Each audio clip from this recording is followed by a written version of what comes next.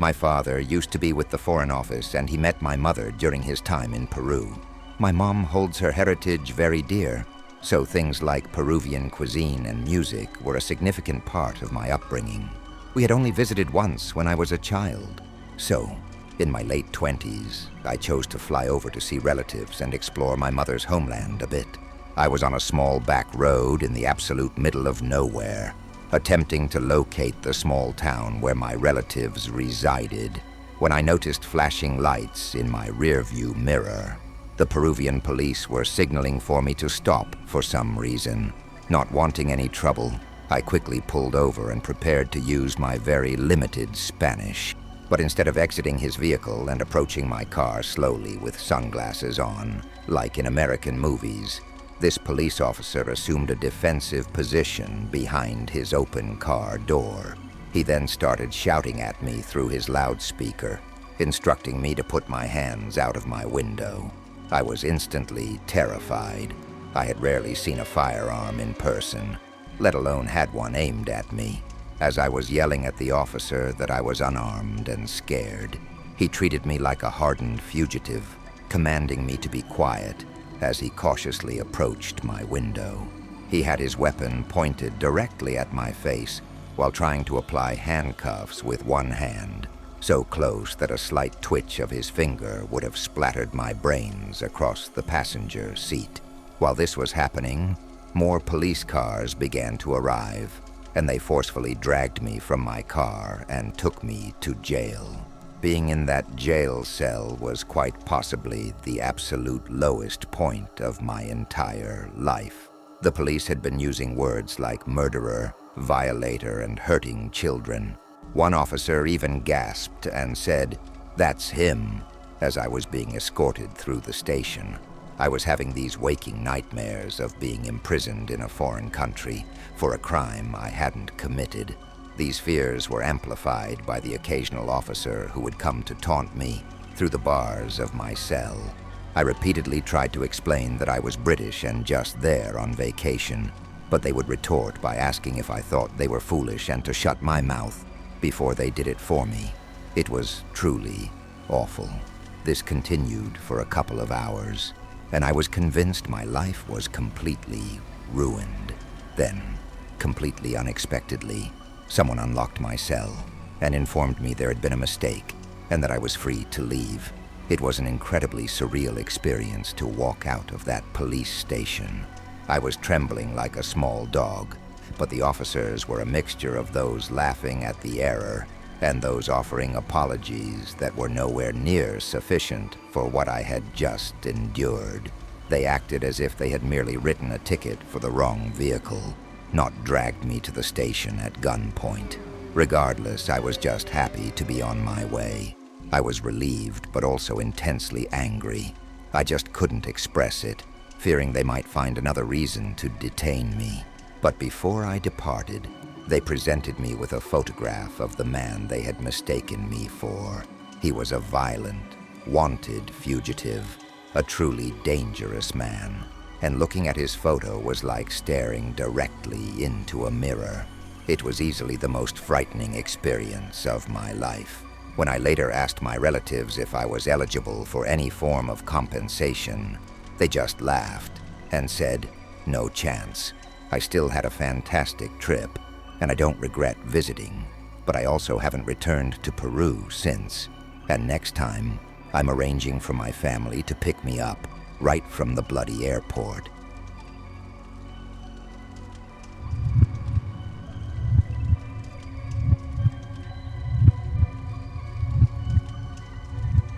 I was raised in Bart Township, in rural Pennsylvania. Now, Bart is as rural as you can get, particularly around nickel mines, where I lived, which is populated by a large community of Old Order Amish. And if your image of the Amish includes Rumspringa, or the use of flip phones as essential technology, that is not the Old Order. They are so traditional they still call anyone who isn't Amish English, and that was my entire childhood, living as if we were outsiders in our own nation. But I didn't know any differently, so I was content until October 2nd, 2006, like most kids my age. I left school after the 8th grade to assist my father on our farm, so that morning we were out working while my younger brother was at school. It was a normal day, just another day of farm work, when suddenly my dad asked, "Is that your brother?" I looked up and saw a small figure in the distance, running along the tracks toward our farmhouse, and I knew it was him. Dad then questioned, "What the hell's he doing out of school?" It was only 11 in the morning. I then followed him as he strode toward the house to investigate. We reached the house to find my little brother sobbing, while my mom tried to console him. Dad, still assuming he had just skipped school, was still somewhat angry or preparing to be. But when my little brother finally managed to speak and explain why he had run home, I remember it felt as though time just stopped for a moment. He told us there was a man in their classroom, and he had a gun. Believe it or not, that wasn't even the most terrifying part, because as my dad was panicking and rushing to get his own firearm, my little brother mentioned the man also had chains and hooks. Well, that was all it took. A red haze of fury enveloped my dad, and he sprinted off toward the old schoolhouse, telling me to stay there and look after my mom and brother. We had to wait for hours until Dad returned with news of what had transpired, and when he did, this is the story he shared. At about 10:30 that morning, shortly after the children returned from recess, a pickup truck parked in front of the old schoolhouse. A man exited, went inside, and asked the teacher if she had seen a clevis pin on the road. Now, a clevis pin is a type of fastener used to connect two objects. They are frequently used in farming, so nearly everyone in the mines knows what one is. And since the teacher hadn't noticed one that day, she apologized for not being of help, but wished the man luck in finding his lost pin. The man behaved strangely. He avoided eye contact and muttered some kind of response before returning to his truck.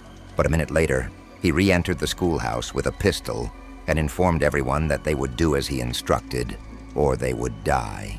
Assuming it was a simple robbery, the teacher instructed the class to comply. But instead of taking the school's petty cash and leaving, the man ordered all the young boys, my brother included, to help him bring items from his truck into the classroom. They brought in a variety of tools, a shotgun and a stun gun, but also a large stack of lumber, some wires, chains, and what we later learned were numerous metal eye hooks. The man intended to make the children watch what he was about to do to them.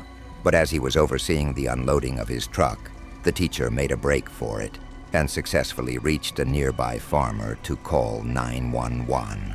The man, knowing the teacher had escaped, ordered one of the boys to go retrieve her, and then proceeded to barricade the schoolhouse doors with the lumber and nails the boys had brought in. After he was done, the man permitted 3 parents, one of whom was pregnant, I heard, and all the boys in the class, to leave. Then he forced all the girls to line up against the chalkboard as if he were a one-man firing squad. The first police car reached the schoolhouse just moments after the farmer's 911 call. Aware of the situation, the officer used his loudspeaker to plead with the armed man to lay down his weapons and let the girls go. Around that time, the man called 911 himself and informed the dispatcher that if the police attempted to move in, he would start executing the girls. He said all of this right in front of them, so those poor girls understood what was coming, and were also pleading with him not to harm them. 2 of the girls even requested to be shot first, possibly hoping it would save the others lined up with them. But the man told them to be quiet and continued his conversation with the police. Dad said that by 11 a.m., a large crowd had formed around the schoolhouse perimeter, and several ambulances were also there, on standby to assist the injured. They all heard the moment the shooting began, and Dad said the sound that came from the crowd was unlike anything he had ever experienced. Just this horrible sound of collective grief, as each gunshot signified a lost life and a heart that would never fully mend. As the gunshots rang out, all the police officers rushed the schoolhouse, hoping to end the massacre. But the man saw what was happening and began firing at the officers from a window. They shot back, careful to aim only at the window where the shots were coming from. The man ceased firing, and they assumed he was either hit or reloading. But when they broke into the schoolhouse, they discovered him dead on the floor from a single, self-inflicted gunshot to the head. We later discovered that just before the shooting began, the man had tried to call his wife to say goodbye. I don't believe she answered the phone, but he must have left a message, because when she returned home, the first thing she found was a note on the table detailing her husband's plans for that day. She had also called 911, hoping to prevent what was planned before it could happen.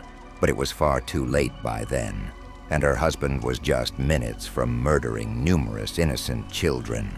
All the injured girls were transported to the hospital, but of the 10 children shot that day, only 4 survived. A couple were declared dead at the scene, and I heard one little girl died in the arms of a state trooper who was trying to comfort her. They were all just between 6 and 13 years old. For some reason, in the midst of this massacre, the man chose to switch from his pistol to a shotgun. He still had rounds left in his pistol, so many people believe he changed weapons to cause more damage and make the scene even more horrific than it already was. No one could fathom why someone would do that. I mean, killing them is one thing, but to intentionally make it as gruesome as possible is just... It seemed like a level of evil I would never be able to comprehend. But then, after we learned who did it, and more importantly, why, it began to make a kind of sick sense. First, discovering the killer's identity was a huge shock, as nearly everyone in the nickel mines area and its surroundings knew the man. His name was Charlie Roberts. He lived in Georgetown, and he was the milk tank truck driver who visited many local farms, sometimes several times a week. He actually knew the families of some of the children he murdered, and he had a wife and 3 kids of his own at the time. The police questioned his colleagues about him, and they mentioned that while Charlie had a history of depression, he had seemed to brighten up in the days leading up to the massacre. This was most likely because he had decided he was going to kill a number of people, and that made him feel better about himself. The police also speculated he was influenced by a similar hostage incident that had occurred in Colorado that same week. Of course, there was no way to confirm that, as he was now deceased, but he detailed almost precisely what motivated him to kill those children in the notes and the message he left on his wife's voicemail that morning. It turned out Charlie Roberts was harming children in multiple ways and had molested 2 female relatives when he was 12. He told his wife he was fantasizing about doing it again, and that also explains the lubricant the police found at the scene. But Charlie also wrote that his daughter's death was the reason he wanted to kill. He and his wife had lost their baby girl during childbirth about 10 years prior, and he wrote in one of his notes that he was filled with hatred for himself and God because of her death. His 2 female relatives stated that the abuse claim was fabricated, but I can imagine them saying that just to protect their privacy. Regardless, people started to say that Charlie wasn't that, and that he was just insane, because he never actually touched the girls at the schoolhouse. He just murdered them in cold blood before taking the coward's way out. Over the next week or so, the schoolhouse was demolished and the ground leveled, so it couldn't serve as a reminder of what took place. And while the reaction of the local Amish community made me proud in many respects, it also marked the beginning of my realization that I am not like them and that I could not remain.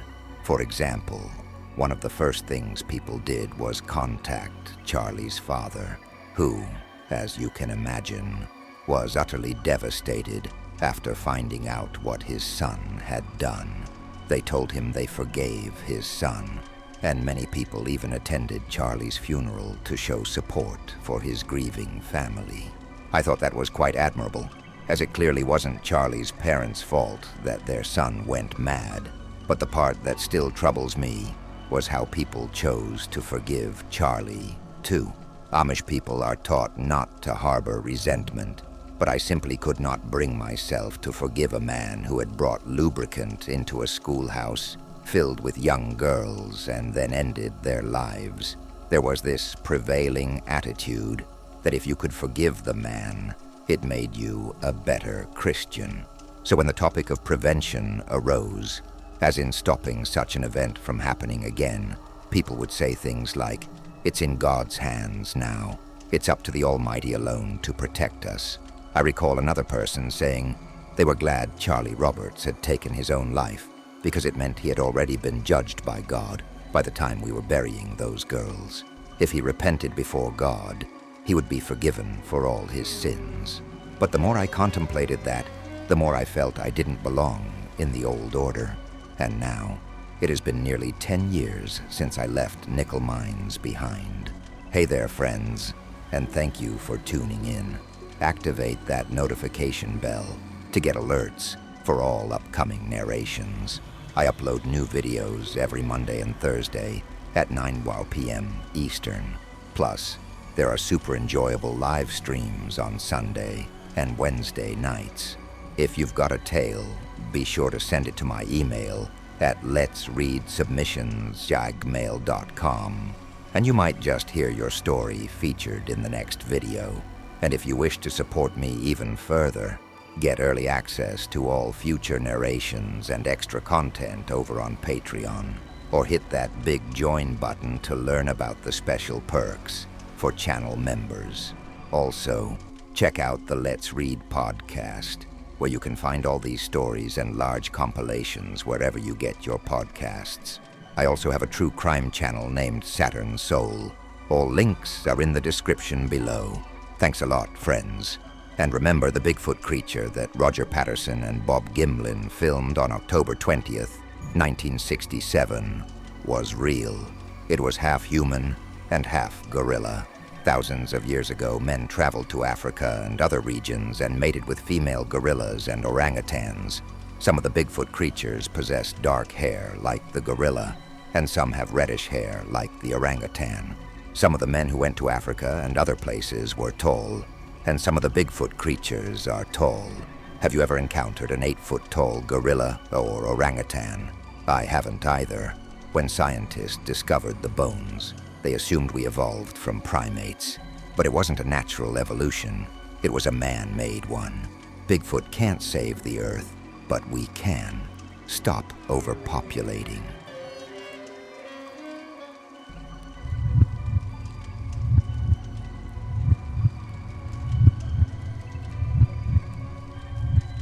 I was raised in Medicine Bow, Wyoming, a quiet little town.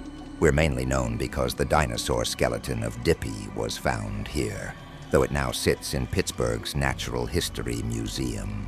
Some hot springs are just out of town, and Butch Cassidy once robbed a train nearby on the old cross-country railroad line. But other than that, we're mostly just dust, gravel, trees, and trailers. My single mom brought me up, while strict and rules weren't really in her lexicon. She had one absolute command I was never to break: stay far away from the house of old Bob Barnes. Bob lived in a trailer at the very edge of town, making his living scavenging through people's garbage for things he could resell or repurpose. He exclusively did this at night. Even when people saw him, most were too afraid to confront him because he had supposedly killed a man and gotten away with it. Mom said he was a monster, and that the boy he killed was a good friend of hers from high school. That was the extent of what she ever told me. I assumed talking about it was just too painful. Through the years, I picked up little tidbits about Bob's history and the alleged murder.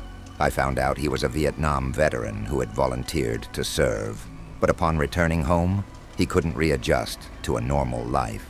He parked his trailer way out near East Allen Lake, and the locals warned everyone to avoid the north side at night, as old Bob would likely be there hunting squirrels for his supper. "You don't want to be mistaken for a squirrel now, do ya?" the old-timers would say with a dead serious look. But not everyone seemed afraid of him. Some people appeared to feel sorry for him. I recall being with a friend when we were about 14, and his mother was driving us somewhere when old Bob's name came up. My friend spoke of him as if he were the boogeyman himself. His mom, however, just said, "That poor man, he just wants to be left alone." My friend replied, "Mom, he murdered someone." Her demeanor instantly shifted, like she put on a mask, and she stated that he had, and that we had better stay the hell away from his trailer. It felt like we'd stumbled upon something she was hiding. I wouldn't grasp what that was for a few more years. By 17, old Bob was the devil incarnate to me. One evening, my mom, drunk, recounted the tale of how Bob murdered her friend. She wasn't an alcoholic, but she enjoyed a few wine coolers on a Friday while watching her shows, Dallas and Falcon Crest. That particular night, I came home from a buddy's house and found her weeping over old high school photos, which included the kid Bob had apparently killed. She shared stories of them hanging out at school and sometimes after, since two of their mutual friends were a couple.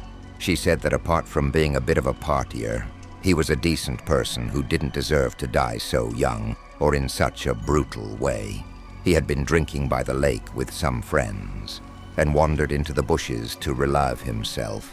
That's when he spotted someone moving through the shrubs with what appeared to be a small child slung over their shoulder. Mom's friend shouted at the person, who then started to run with the child. So he and his friends gave chase. When they finally caught up, with my mom's friend in the lead, the person dropped the child, spun around, and fired repeatedly. Bang, bang, bang, bang. The poor guy was gone before he hit the ground. The child they had saved was rushed to a hospital but later died due to a massive dose of tranquilizers in her system, which caused organ damage.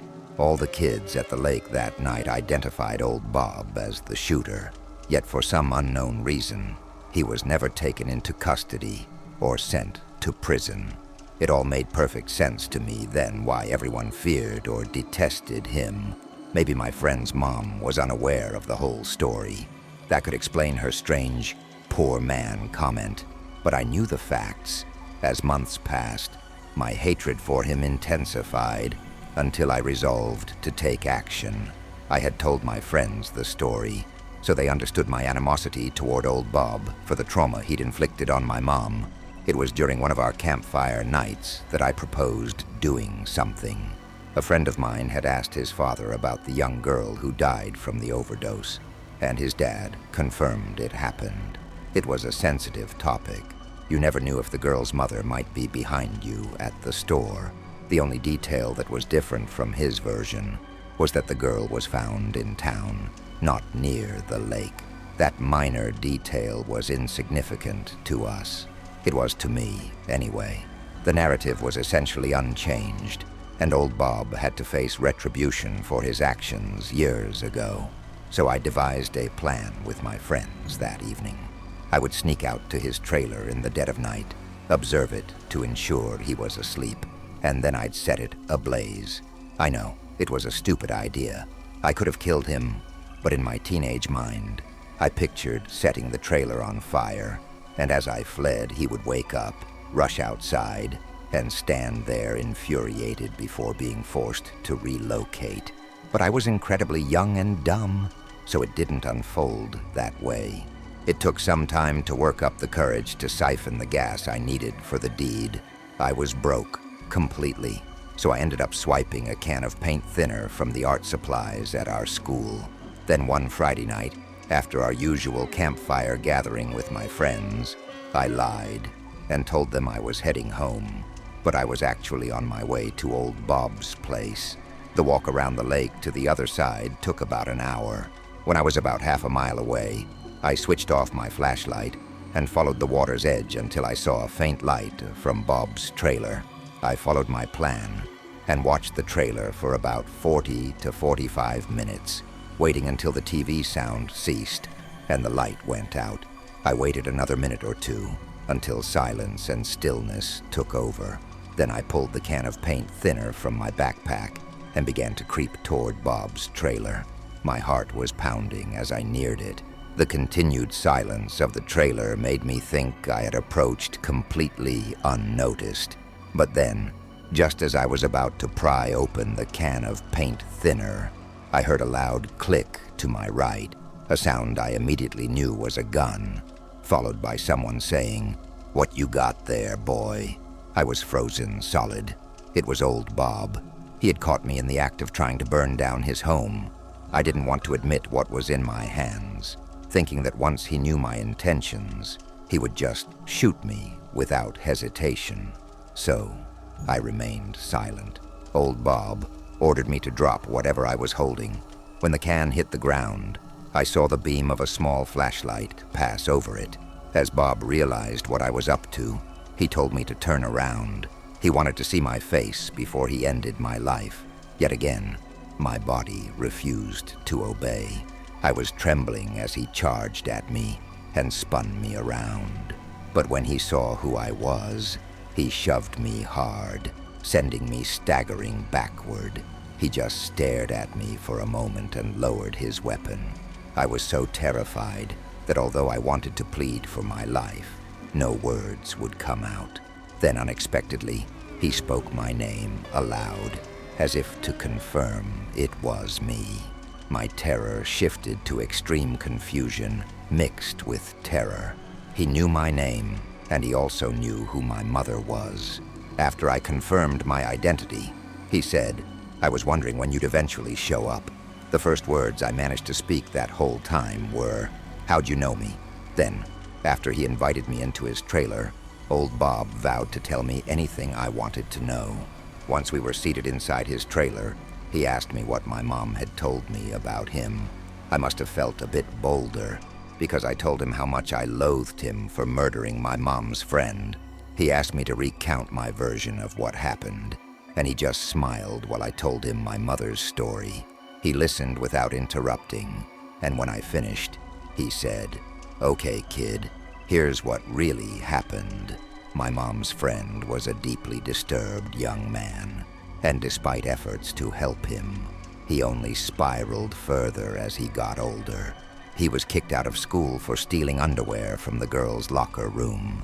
He faced charges for allegedly exposing himself to some middle schoolers, but got a lesser charge by claiming he was just urinating.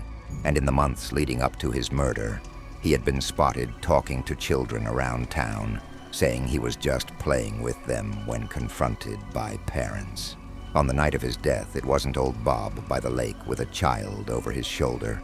It was my mom's friend.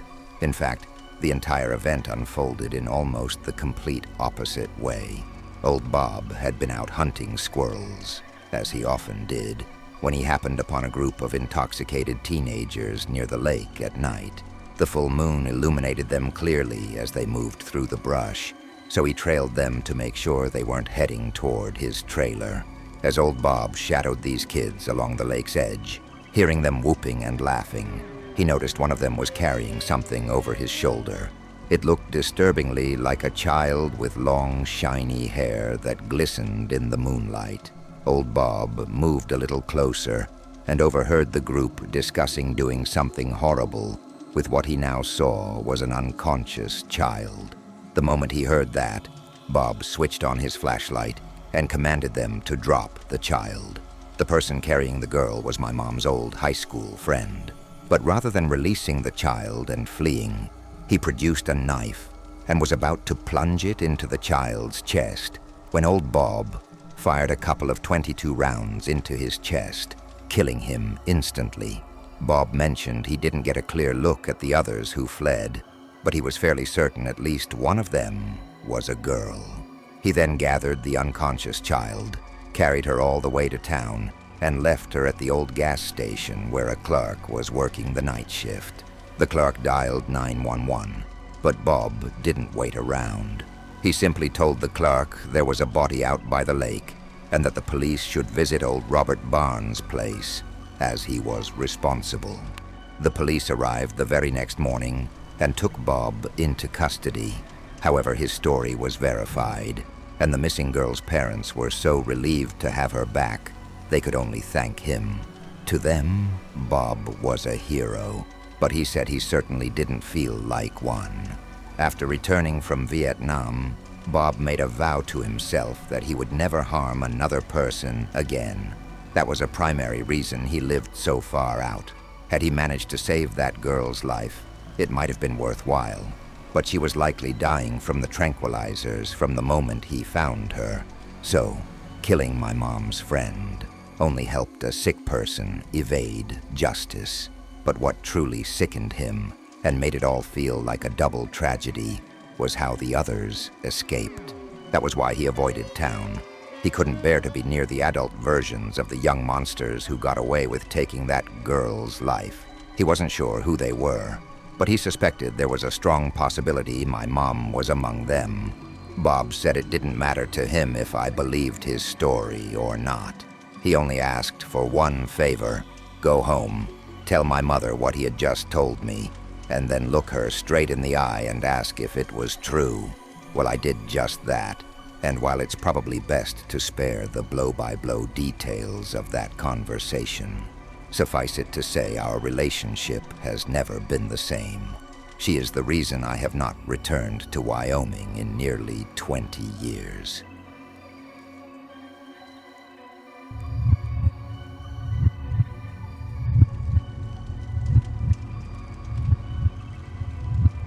The worst day of my life occurred on a Sunday in a small town named Windsor on the Carolina coast. Back in those days, Windsor had a population of less than 2,000 and was a typical rural North Carolina town. We had a single grocery store, a gas station, a Bojangles, and the peanut factory, besides a few churches and chapels dotting the outskirts. That was essentially all there was. It was a peaceful and friendly place. Murder was not a word you heard spoken in Windsor.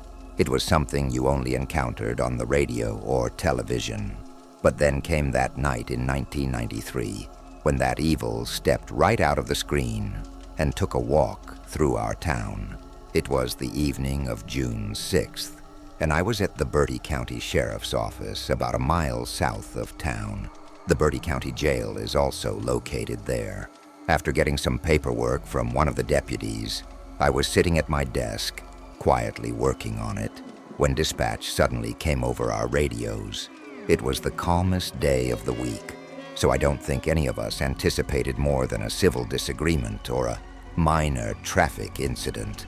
So when we heard the codes for a man with a gun or multiple fatalities, there was a brief moment when I was certain it had to be some kind of error. But when I saw my fellow deputies sprinting from the office toward their patrol cars, I knew it was no mistake. It was happening. I followed the other deputies to the parking lot, got into my cruiser, and we all sped off in a loose convoy toward the grocery store on the north end of town. This grocery store was called Be Low, a play on the phrase be low, as in the prices here be low. And it rivaled local churches as a place for community members to gather and chat.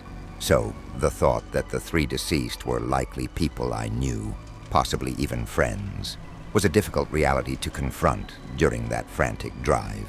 When we got there, the store was closed and locked up for the night, as they closed early on Sundays, and we had almost no information about what to expect inside. The 911 call that dispatch received was from a wounded survivor of the incident. In immense pain, they couldn't provide many details. We only knew there were bodies, a gunman, and survivors in desperate need of our assistance. The Below had large glass panel windows across its front. As we approached, we could see a long smear of blood stretching from the front to the back of the store. After we forced our way in, we discovered the blood belonged to a member of the store's cleaning crew, who had dragged himself from the back of the store with gunshot wounds to use the phone. My fellow deputies and I spread out upon entering, clearing the store aisle by aisle to ensure no one was lying in wait for us. When we reached the back of the store, we discovered 5 more people. 3 were dead, and another was severely injured with stab wounds. For some unknown reason, the killer had left the 5th person, another member of the cleaning crew, completely untouched. There was nothing we could do for most of the shooting victims, but we did our best for the survivors, and thankfully, both of them pulled through. But while EMS worked to get the injured airlifted to a hospital, we got the full story of what had occurred from that one other member of the cleaning crew who had walked away covered in blood, but physically unharmed. And it was just as horrific as we had feared. Every Sunday, a cleaning crew would come to the bay low to wax the floors and make them shine for the upcoming week. So, at the 6 p.m., closing time, once all customers had left, the store's manager let the crew in and locked the doors. As the crew began moving mats and preparing their buffers, the last remaining store clerk noticed a person she didn't recognize emerge from one of the aisles. She assumed it was a customer who hadn't realized the store was closing. But when she approached the man to inform him, he pointed a gun at her face. The cleaning crew was near the front of the store at this time, and the man approached the clerk so silently that they were completely unaware of the situation. So, as the gunman was herding the clerk into the back office, they remained oblivious. Once inside the office, the gunman demanded the manager hand over all the cash on the premises. He had timed his attack perfectly, right at the end of the week. We know he got away with several thousand in cash and a number of money orders totaling $3,000. But instead of just taking the money and leaving, the gunman forced the manager and clerk back out onto the main floor and then gathered the cleaning crew as well. I didn't see what the victims were tied with, but I later learned it was dog leashes the gunman had taken from one of the aisles. Once he had all 6 of them in the back of the store, he made them tie each other up at gunpoint. He bound the last person himself. Our survivor told us that once everyone was restrained, he believed the nightmare was over. The man had his money. He had everyone tied up so they couldn't immediately call the police. There was no reason at all for what he did next, but he did it anyway. And this is when things became truly horrifying. The gunman began stacking the victims in pairs, ordering them to lie on top of one another. Then, before anyone could comprehend why, he said, "God forgive me for what I'm about to do," and then started firing into the stacks. He only managed a couple of shots before his gun either jammed or he ran out of bullets. When he fled, our survivor said he thought, for a second time, that it was over. But moments later, the gunman returned with a knife he had grabbed from somewhere. He started asking the survivor if he was going to tell the police about him. Of course, the survivor said no. The man stacked on top of him, who we later learned was the survivor's own brother, said the same. But as they were trying to assure the gunman they wouldn't identify him to the police, he snapped and began stabbing the brother on top with the knife. He sliced the man's throat from ear to ear and then continued to stab him in the back until the knife's blade broke off inside him. Our survivor claims the gunman then asked him a second time if he would identify him to the police if he had the chance. When he said no again, the gunman left with the money, leaving the last man alive. Our survivor said he was certain the man would return, just as he had when he went for the knife. He also had his deceased brother lying on top of him, so I doubt he could have moved, even if he'd wanted to. Then the surviving member of the cleaning crew, believing the other man was dead, managed to break free from the dog leash before he crawled to the front of the store, where we found him, the phone still in his hand. When the investigation began, I don't recall ever being so personally invested in a case. One of the victims was a relative of the county sheriff, so he made it his personal mission to bring the perpetrator in. But from the very start, things went awry. First, the B-Lowe's security camera system was out of order at the time of the robbery. A repairman was scheduled for the following week, and while the timing of that is still haunting, it meant we had no surveillance images of our suspect. Second, all 3 survivors gave a consistent description of the man, a very specific one. He reportedly had a crooked nose and hazel eyes, but the composite sketches we distributed produced no sightings of him. No credible ones, at least. All we had were reports of a white sedan with Maryland license plates seen speeding out of town on Route 17. Not right after the murders, though. But when the vehicle was located, its owner was cleared of any connection. They were just in the wrong place at the wrong time. And I think the most frustrating aspect was how the investigation became fixated on one detail that I'm not even sure was accurate. At one point, one of the victims had asked the killer, "Why are you doing this?" And while she was referring to being stacked on top of one another, the man must have interpreted it as a broader question, like, "Why are you robbing us?" He mentioned something about being a former police officer who had recently been fired. But while it was quickly determined that he couldn't have been an officer, as his fingerprints didn't match any records, the lead investigators were convinced he had a military or law enforcement background. That directly contradicted what people like me began to believe, which was that he was a fugitive who killed to eliminate witnesses. But by the time the investigation seriously started to explore that theory, the killer could have easily fled the country with the thousands of dollars he had stolen. That's my best guess as to why he was never apprehended, anyway. In the aftermath, people in law enforcement discussed the event as if it were a tornado or a similar natural disaster. They portrayed it as this awful, almost random occurrence that was unstoppable. But I still felt completely useless. It was the worst thing to happen in Windsor in perhaps 200 years, and I had been sitting on my butt, filling out paperwork, while some sick individual was stacking bodies and shooting them 2 at a time. But what I still can't comprehend is why he allowed the last victim to live. Our survivor told us the killer said to him directly, "I'm going to let you live."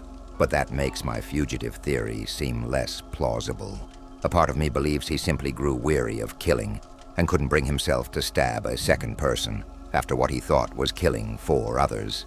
But then there's another part of me, one that thinks he left a survivor to tell the story because he wanted everyone to know what he did and how he did it, so he could perhaps read about it in the news later. But I try to avoid that line of thinking, because when I do, it makes the pain of not catching that man hurt even more.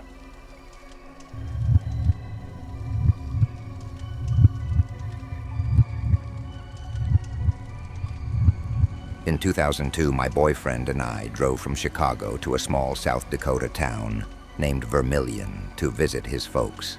Around midday, after hours of driving through Iowa's cornfields, the corn abruptly ended. It was like emerging from a dense forest into a vast, open plain.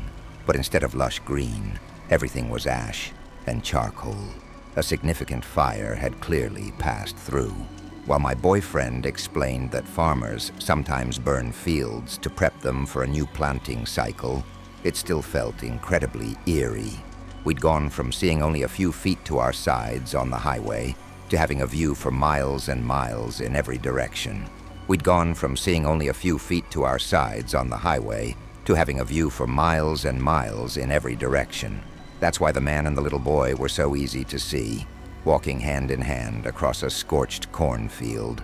At first they were just distant figures, but the size difference was clear, and the scene looked quite heartwarming. It appeared to be an old-timer taking his grandson for a stroll to survey the burned landscape. As I watched from afar, I noticed they were walking toward what seemed to be an old well. I didn't say anything to my boyfriend. We were in a comfortable lull in conversation, enjoying some music, so I just observed the picturesque scene get closer in almost total silence. By the time they reached the well, I could see them in nearly perfect clarity. The old-timer wore dungarees and had thinning dark hair. I could see the little boy's blue shirt and white sneakers, and I noted his almost white blonde curly hair. Then, as we drove directly past them, I saw with absolute certainty the old man lift the little boy and toss him down into the well. I remember screaming, "Oh my God," as loud as I could in the immediate aftermath. As my boyfriend panicked and asked what was wrong, I was desperately rummaging through my purse for my cell phone. The thought of asking him to stop the car crossed my mind, but an image of us lying dead in that field with gunshot wounds flashed through my head, so I just urged him to keep driving and explained that a child had just been thrown into a well. He responded, "What? What on earth are you talking about?" He had been focused on the road and hadn't noticed anything. But after I provided a few more critical details, he asked if I was completely certain and then understood my alarm. I finally located my cell phone, but as I pulled it out and unlocked it, I saw I had no service at all. So I did the next best thing and grabbed our map to locate the nearest town. I felt a wave of relief when I saw there was one just a few miles ahead. I told my boyfriend to hurry so we could get there and call 911. As we pulled into the town, the first place we spotted was a small diner on the side of the road named Albert's Kitchen. We swerved into the parking lot, and I nearly stumbled as I bolted from the car to the entrance. The moment I burst inside, every head turned as I rushed to the counter and begged to use their telephone. The woman behind the counter agreed, and after she placed the phone on the counter, I dialed 911 and asked to speak with the police. As I recounted the incident to the dispatcher, everyone in the diner listened intently, gasping when I mentioned seeing a child thrown down a well. The dispatcher told me to stay put so the sheriff could send a deputy. After thanking her, I hung up. I was still trembling with adrenaline when I placed the phone back on its base. As I turned, every single person in the diner was staring at me. The woman behind the counter gave me a glass of ice water to help me settle down. Then, while my boyfriend and I waited for the police to arrive, a man stood up from his table and came over to us. He introduced himself and then began inquiring about the burned fields we had seen. When I described what we saw and how every field for miles was blackened, he turned to another diner and asked if those were some guy's fields. I recall him saying the name Art Landry. He then asked for a description of the man I saw. Everyone seemed to concur that it was Art Landry I had seen, and that his grandkids were visiting him that week while their parents were away. Everyone appeared shocked, yet very confused. They clearly knew this Landry person quite well. The idea that he could do something so monstrous was simply unbelievable to them. They asked me multiple times if I was sure.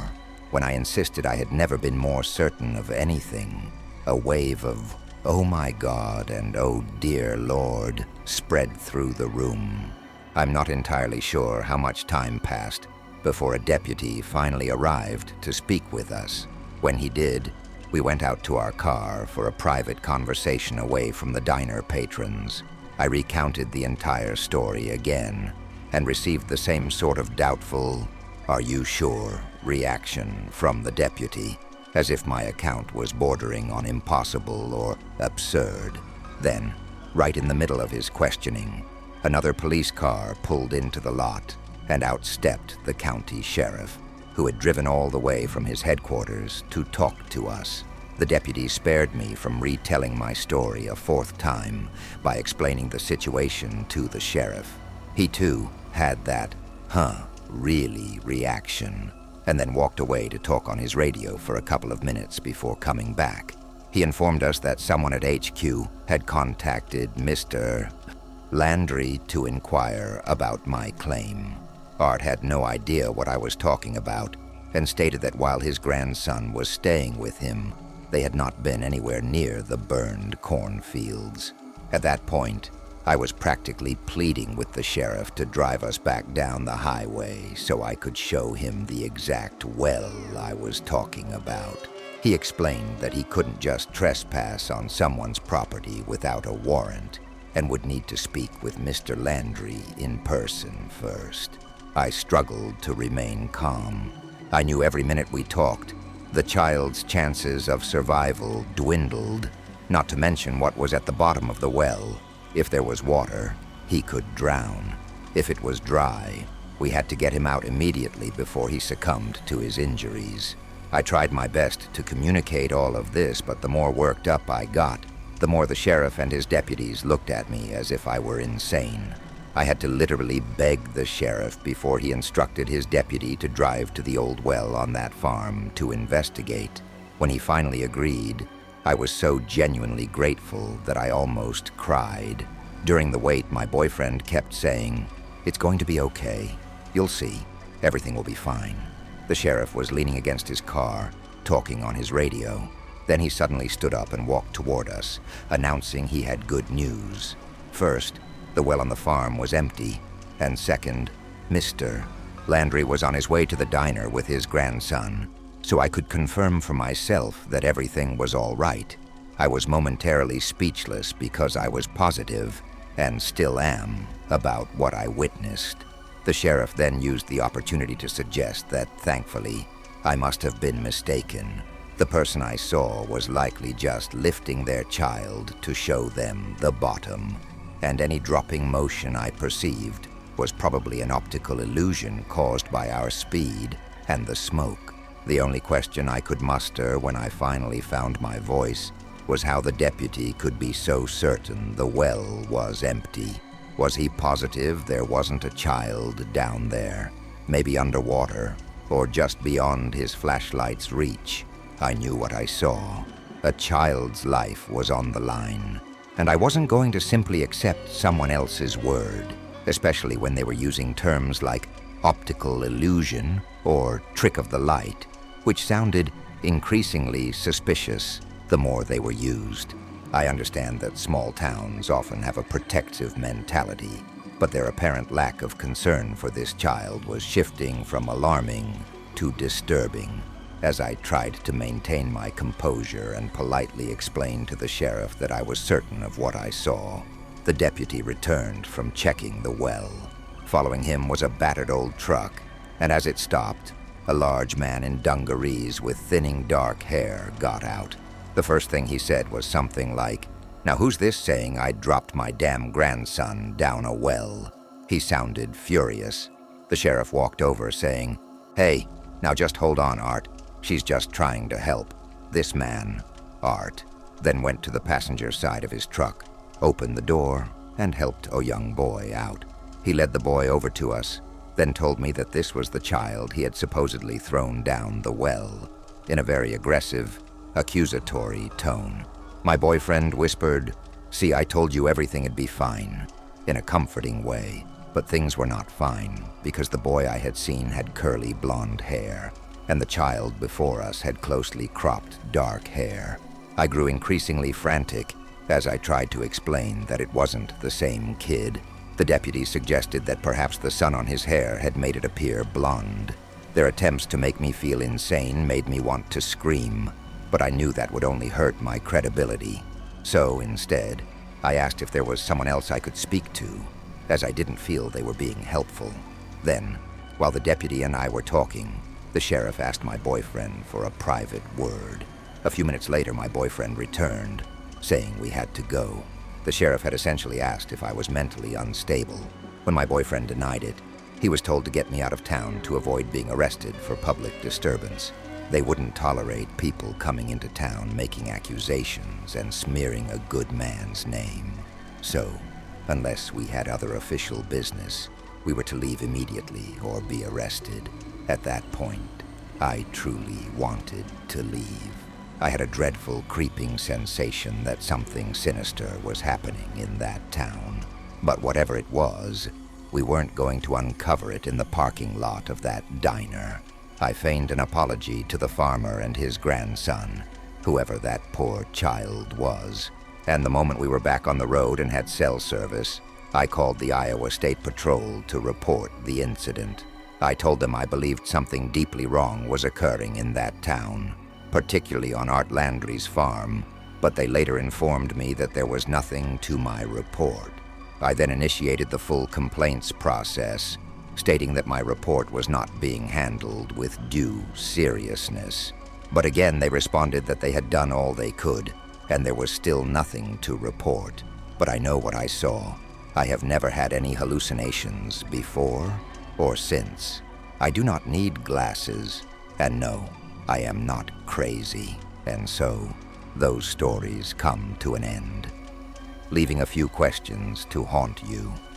If you discovered that the person you trusted most was the source of your greatest horror, could you ever trust anyone again?